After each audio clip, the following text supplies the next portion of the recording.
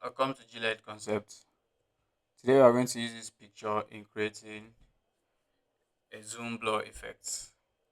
The way this man is smiling, it's like he must have eaten a lot of food.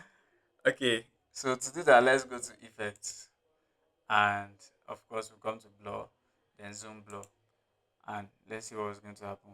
We are going to wait for the light box that will appear here. Okay, why is this taking time? Yes, so here you go. So now you can see that the amount is one, almost nothing. Let me go almost nothing. So you can just add it a little bit. Just add this. So you can see you can feel some blood there. Let's add it again.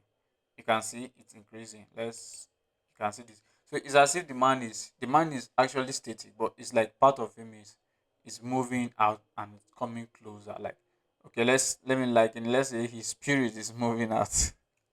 All right, let's add it and see again. Can you see that? Can you see that? Can you see? Can you see? So it's like okay, you can look at this. It's like his spirit is moving closer to us, but that's not his spirit. That's the blur effect. So we can add it again, and just you can see that. You can see how closer it's coming. So this is what is referred to as the zoom blur, and this is how you can do a zoom blur in CorelDRAW. Thank you for watching. Hit the subscribe button and come back next time for more.